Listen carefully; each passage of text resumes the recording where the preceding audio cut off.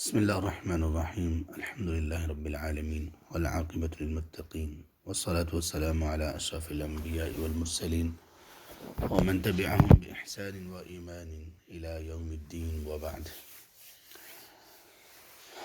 سورة البقرہ آیت نمبر 255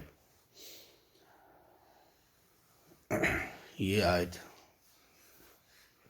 معروف قرآن کریم کی اور مشہور آیت ہے، اور قرآن کریم کی سب سے عظیم آیت ہے، جس کو ہم آیت الکرسی کے نام سے یاد کرتے ہیں۔ اس سے پہلے جب اللہ تبارک و تعالیٰ نے ایمان والوں کو یہ نصیحت کی کہ تم لوگ جو ہم نے تمہیں دے رکھا ہے اس میں سے خرچ کرتے رہو، اس سے پہلے کہ وہ قیامت کا دن آئے کہ جس میں نہ کوئی خرید و فروخت کام آئے گی، لین دین نہیں ہوگا، وہاں پر لوگ یہ چاہیں گے کہ ہم اللہ تبارک و تعالیٰ کی ناراضگی سے بچ جائیں، زمین و آسمان سب کچھ بدلے میں دے دیں۔ خرید و فروخت کی دو قسمیں ہوتی ہیں، ایک تو یہ کہ اس میں کرنسی دی جائے، نوٹ دیے جائیں، سونا چاندی دیا جائے جو کہ کرنسی کے طور پر استعمال ہوتا ہے، اور خرید و فروخت کی دوسری صورت یہ ہے کہ کوئی چیز لینے کے لیے کوئی چیز دی جائے، چیزوں کے ذریعے سے خرید و فروخت، کہ میں آپ کو مثال کے طور پر یہ ٹیبل دیتا ہوں اور آپ اس کے بدلے میں مجھے فلاں چیز دے دو۔ تو قیامت کے دن انسان یہ کہے گا کہ جو کچھ زمین و آسمان میں ہے سارا کچھ یا رب میں دینے کو تیار ہوں، حالانکہ اس کا مالک نہیں ہوگا، لیکن اگر وہ اس کا مالک بنا دیا جائے تو تب بھی وہ سب کچھ اللہ کی بارگاہ میں رکھ دے گا، اس لیے کہ اس کے بدلے میں مجھے نجات مل جائے آگ سے اور اللہ کی ناراضگی سے۔ اور جو مجرم لوگ ہوں گے وہ کیا کہیں گے؟ وہ یہ کہیں گے کہ یا اللہ آپ میرے بچے، بیوی، بہن بھائی، قبیلہ، کنبہ سب کو یا اللہ جہنم میں ڈال دے، لیکن مجھے بچا لے۔ یہ کون سے لوگ ہوں گے؟ یہ مجرم لوگ ہوں گے جن کا آپس کا تعلق دین کی بنیاد پر نہیں ہوگا، بے شک وہ میاں بیوی ہوں، بے شک وہ والدین اولاد ہوں، بے شک وہ بہن بھائی ہوں، قبیلے، برادری، کنبے والے ہوں، لیکن آپس میں دین کا تعلق ہی نہیں تھا۔ رشتے تھے لیکن ان رشتوں میں اللہ کی ذات اور اللہ کے لیے کچھ نہیں تھا۔ تو جب یہ نہ ہو تو جتنا بھی پیار ہو آپس میں، جتنی بھی قربت ہو آپس میں، اس کا انجام کیا ہونے والا ہے؟ انجام یہی ہونے والا ہے، یود المجرم لو یفتدی من عذاب یومئذ ببنیہ۔ مجرم تب پسند کریں گے کہ وہ اللہ کے عذاب سے بچنے کے لیے اس دن اپنے بیٹوں کو فدیے کے طور پر پیش کر دیں۔ فدیہ کس کو کہتے ہیں؟ کوئی چیز دینا اور اس کے بدلے میں امان لینا، نجات لینا، یا کوئی بھی فائدہ حاصل کرنا۔ لو یفتدی من عذاب یومئذ ببنیہ وصاحبتہ واخیہ، اور اپنی بیوی کو بھی اللہ کے سامنے پیش کر دے گا، یا اللہ اس کو جہنم میں ڈال دے، اور اپنے بھائیوں کو بھی، وفصیلتہ التی تؤویہ، اور اپنے قبیلے کو بھی۔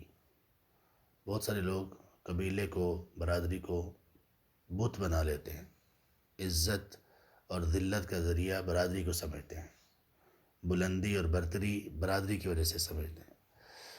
تو ایسے لوگوں کا بھی انجام یہی ہونے والا ہے، وہ کہیں گے یا رب میری ساری برادری، میرا قبیلہ، کنبہ، خاندان، کاسٹ، سب لوگوں کو اٹھا کے جہنم میں پھینک دیں، مجھے بچا لے۔ وفصیلتہ التی تؤویہ ومن فی الارض جمیعا، اور اے اللہ زمین میں جو بھی ہے، جو مرد و خاتون جو بھی ہے، کوئی بھی رشتہ ہو میرا اس کے ساتھ۔ اب من فی الارض میں والدین بھی آ جاتے ہیں، یعنی یہ اس قدر گر جائے گا انسان کہ کہے گا کہ یا رب میرے والدین بھی، یعنی اس کا معنی اور مفہوم یہ ہوگا کہ میرے والدین تک کو بھی جہنم میں پھینک دے، ثم ینجی، مجھے نجات دے دے۔ اہل علم نے یہاں پہ ایک بڑا گہرا نقطہ بیان کیا ہے کہ یہاں پر اللہ تعالیٰ نے بچوں کا ذکر کر دیا، بیوی کا ذکر کر دیا، بہن بھائیوں کا ذکر کر دیا، قبیلے کنبے کا ذکر کر دیا، والدین کا ذکر نہیں کیا، والدین کا ذکر نہیں کیا۔ تو یہ اس لیے نہیں کیا کہ یہ والدین کی عظمت اور توقیر ہے کہ اللہ تعالیٰ نے ایسے مجرم کے لیے بھی والدین کا نام ذکر نہیں کیا، حالانکہ من فی الارض جب کہہ دیا کہ جو کچھ زمین میں یا رب سب کچھ وہ فدیے کے طور پر لے لے اور مجھے نجات دے دے، اس میں والدین بھی آ جاتے ہیں، لیکن ذکر اس لیے نہیں کیا کہ یہ والدین کی شان کے لائق نہیں ہے۔ تو یہ پچھلی آیت میں یہ جب چیزیں بیان ہوئیں اور یہ بھی بتا دیا کسی کی دوستی کسی کی سفارش ہے کچھ کام نہیں آنے والی، تو اب کام کیا آنے والا ہے، وہاں پہ کیا کریں گے؟ تو وہاں پر جو چیز کام آنے والی ہے وہ یہ ہے کہ انسان نے اللہ کے لیے اخلاص کے ساتھ کچھ کیا ہو اور اللہ تبارک و تعالیٰ کی ذات پر اس کا ایمان ہو، تب اس نے کچھ کیا ہو، کیونکہ اللہ کی ذات پر ایمان کے بغیر کوئی بھی عمل قابل قبول نہیں ہے۔ جب اللہ کی ذات پر ایمان کی بات ہوتی ہے تو اس میں کون سی چیزیں آتی ہیں؟ اس میں 4 چیزیں آتی ہیں۔ اللہ پر ایمان کی جب بات ہو تو اس میں 4 چیزیں آتی ہیں، اور یہ اتنا اہم موضوع ہے کہ بچوں سے اس کو سکھانا چاہیے، لیکن ہماری اکثریت مسلمانوں کی یہاں پر ہمارے ہاں پاکستان، ہندوستان، بنگلہ دیش وغیرہ میں وہ اللہ کے متعلق علم میں بہت پیچھے ہیں، بہت زیادہ پیچھے۔ اب اللہ کے متعلق علم ہے کیا؟ دیکھیں نبی صلی اللہ علیہ وسلم نے فرمایا، صحیح بخاری میں یہ حدیث ہے، سورۃ الاخلاص کے بارے میں، انہا لتعدل ثلث القرآن، کہ یہ ایک سورت 1/3 قرآن کے برابر ہے۔ 1/3 قرآن کے برابر ہونے کا مطلب کیا ہے؟ کچھ لوگوں نے یہ سمجھا کہ اس کا معنی یہ ہے کہ اگر اس کو پڑھ لیا جائے تو 10 پارے پڑھنے کا یا 1/3 قرآن پڑھنے کا اجر ملتا ہے، اس کے برابر ہے یہ، یعنی اس کی قرات کے برابر ہے۔ یہ فہم ٹھیک نہیں ہے، یہ لوگوں کا کہنا اور یہ سوچنا یہ ٹھیک نہیں ہے۔ اس کا مطلب یہ ہوا کہ جس نے 3 دفعہ سورۃ الاخلاص پڑھ لی تو اس نے قرآن کریم کی قراءت پوری کر لی۔ نہیں، ایسا نہیں ہے۔ یہ قراءت کے برابر، قرآن کریم کی قراءت کے برابر یہ سورت کیسے ہو سکتی ہے کہ ایک مرتبہ پڑھی تو 10 پارے پڑھنے کے برابر ہو گئی ہے؟ ایسا اس میں کہا ہی نہیں گیا۔ اس میں یہ ہے کہ یہ 1/3 قرآن کے برابر ہے، یہ نہیں کہا کہ یہ اس کی قراءت 1/3 قرآن کی قراءت کے برابر ہے، یا اس کا اجر و ثواب 1/3 قرآن کے اجر و ثواب کے برابر ہے، ایسا نہیں کہا گیا۔ کیوں نہیں کہا گیا؟ اس لیے کہ اس کا معنی اور مفہوم یہ ہے کہ قرآن کریم میں 3 طرح کے موضوعات بنیادی طور پر بیان ہوئے ہیں۔ قرآن کریم کی تعلیمات کے 3 پورشن ہیں۔ سب سے پہلا ہے اللہ کی ذات کے متعلق۔ قرآن کا ایک حصہ، 1/3، وہ صرف اور صرف اللہ کی ذات کے متعلق ہے۔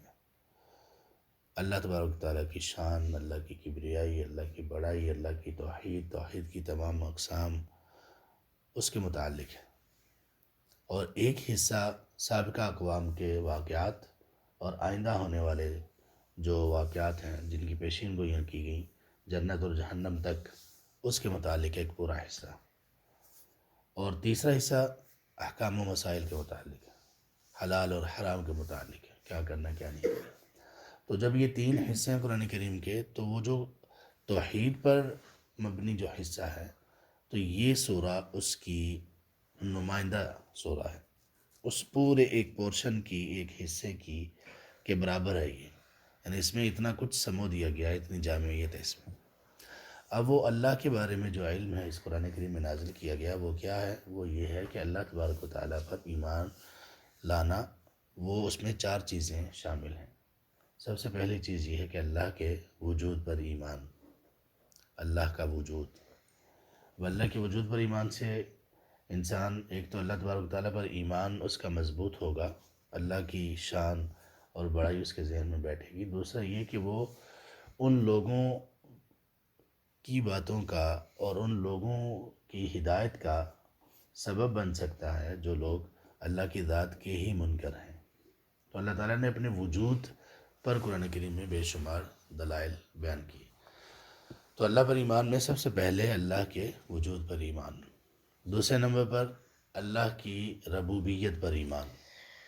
ربوبیت کیا ہے کہ اللہ تعالیٰ خالق، مالک اور مدبر ہیں، پیدا بھی اللہ نے کیا، اختیار بھی اللہ کا ہی ہے، اور سارے معاملات کی ترتیب بھی اللہ ہی لگاتے ہیں۔ نمبر 3 توحید اسماء و صفات، اللہ کے نام اور اللہ کی جو صفات ہیں ان پر ایمان لانا کہ وہ اللہ کے لیے ہیں جیسے اس کی شان کے لائق ہے، اور مخلوقات میں کسی کے بھی مشابہ نہیں ہیں۔ چوتھے نمبر پر ہے توحید الوہیت، اللہ کی الوہیت پر ایمان لانا کہ اللہ کے سوا کوئی بھی عبادت کے لائق نہیں ہے۔ تو یہ اللہ پر ایمان لانا یہ ہے۔ تو یہ ان آیات میں یہ سکھایا گیا، اس آیت کا یہاں پر مقصود، پیچھے کی آیات کو اگر ساتھ ملایا جائے تو اس کا مقصود یہ ہے کہ اگر تم آخرت میں نجات چاہتے ہو تو پھر اللہ تبارک و تعالیٰ کی ذات نجات دینے والی ہے، اور وہ نجات کیسے ملے گی جب اللہ کی ذات پر ایمان لاؤ گے۔ اور اس سے پہلے جو انبیاء کا ذکر ہوا تو انبیاء کے ذکر میں بھی یہ بتا دیا گیا کہ انبیاء علیہ السلام پر اگر آپ لوگوں کا ایمان ہے، تمام انبیاء پر اور نبی مکرم صلی اللہ علیہ وسلم پر خاتم النبیین ہونے کے اعتبار سے، تو پھر اللہ پر ایمان ویسا ہونا چاہیے جیسا کہ اللہ نے اور اللہ کے رسول نے سکھایا۔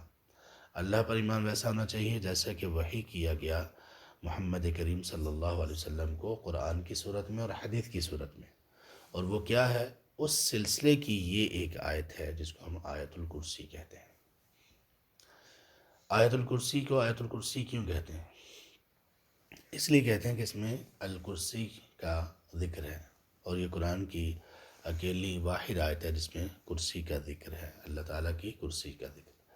اللہ کی کرسی کیا ہے اور کہاں پر ہے اور کتنی عظیم ہے، اس کے متعلق روایات آتی ہیں۔ نبی صلی اللہ علیہ وسلم کے متعلق عبداللہ ابن عباس رضی اللہ عنہما کہتے ہیں کہ یہ جو کرسی ہے یہ اللہ تبارک و تعالیٰ کے پاؤں کی جگہ ہے، موضع القدمین، اللہ تبارک و تعالیٰ کے پاؤں کی جگہ ہے یہ کرسی۔ اللہ تبارک و تعالیٰ کے قدم ہیں یہ ثابت ہے، وہ کیسے ہیں؟ جیسے اس کی شان کے لائق ہے، مخلوقات میں سے کسی کے مشابہ نہیں۔ ہم ان کی توصیف اور ان کا بیان یہ انسانی ذہن اور سوچ سے بالا چیزیں ہیں، یہاں تک انسان کا ذہن اور سوچ اور اس کا تصور کی حد یہاں تک پہنچ ہی نہیں سکتی۔ تو اس لیے اللہ کی ذات کے بارے میں جتنی بھی باتیں ہمیں قرآن اور حدیث میں ملیں گی ان پر ایمان اس طرح سے ہوگا کہ جتنا بتایا گیا ان پر ایمان ہے، اس سے آگے نہیں بڑھیں گے، اس لیے نہیں بڑھیں گے کہ انسان کا ذہن اس کا متحمل ہی نہیں ہو سکتا۔ اللہ کی ذات کا ادراک نہیں کیا جا سکتا، اللہ کی صفات کا ادراک نہیں کیا جا سکتا۔ ادراک کا مطلب یہ ہے کہ وہ اس کی ساری حقیقت وہ کیا ہے یہ نہیں جانا جا سکتا۔ تو جتنا اللہ تعالیٰ نے بتا دیا بس اس پر ہمارا ایمان ہوگا۔ تو کرسی اللہ تبارک تعالیٰ کے قدموں کی جگہ ہے، اور کرسی کتنی عظیم ہے، نبی صلی اللہ علیہ وسلم نے ایک مثال دی۔ آپ نے فرمایا کہ اگر یہ ساتوں آسمان اور ساتوں زمینیں یہ کرسی کے مقابلے میں ایسے ہی ہے جیسے ایک بہت بڑے میدان میں ایک رنگ، ایک چھلا، ایک انگوٹھی ٹائپ کی ایک چیز پڑی ہو۔ اور زمین و آسمان کتنے بڑے ہیں، آسمان کی وسعت کیا ہے، اللہ اکبر۔ انسان اسی کو ہی ٹھیک سے اس کا ہی ادراک نہیں کر سکتا کہ یہ کائنات کتنی بڑی ہے، زمین و آسمان کتنے بڑے ہیں۔ تو یہ جو زمین و آسمان ہیں اتنی وسعت کے باوجود اللہ کی کرسی کے مقابلے میں کیسے ہیں؟ جیسے بڑا ایک میدان اور ایک رنگ پڑا ہوا۔ یہ جہاں پر ہم ابھی موجود ہیں یہ اتنی بڑی جگہ نہیں ہے، یہاں پر بھی اگر ایک رنگ پڑا ہو تو یہ ایک رنگ کی پوری جو بلڈنگ ہے، عمارت ہے، اس کے مقابلے میں یہ کیا ہے؟ کچھ بھی نہیں۔ اور اگر اس رنگ کا ہم موازنہ کریں اس پورے ایریا کے ساتھ، اس پورے سیکٹر کے ساتھ، تو یہ رنگ اور چھوٹا ہو جائے گا۔ اور اگر اس رنگ کا ہم موازنہ کریں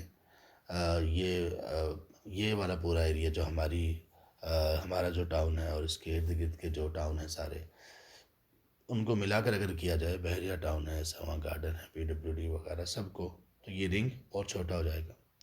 اگر اس رنگ کا کمپیریزن کیا جائے، موازنہ کیا جائے پورے اسلام آباد کے ساتھ، تو یہ رنگ اور چھوٹا ہو جائے گا۔ یعنی اور بڑھ جائے گا، پتہ چلے گا کہ یہ تو بہت بڑی جگہ ہے اسلام آباد، پھر پورے پاکستان سے آپ کریں، اور پھر اس کے بعد پورے ایشیا سے کریں، اور پھر پوری زمین سے کریں. یہ صرف ابھی زمین ہے، پھر ساتوں زمینیں، اور اس کے بعد پھر آسمانوں کی وسعت. سبحان اللہ، ساتوں آسمان، ایک آسمان سے دوسرے آسمان تک کا فاصلہ کتنا زیادہ ہے. تو یہ ساری اتنی بڑی مخلوقات اللہ تبارک تعالیٰ کی کرسی کے مقابلے میں کیا ہے؟ جیسے ایک رنگ پڑا ہوا. اتنی بڑی اللہ تعالیٰ کی کرسی. اس لیے اللہ نے اس میں کہا وَسِعَ كُرْسِيُّهُ السَّمَاوَاتِ وَالْأَرْضِ.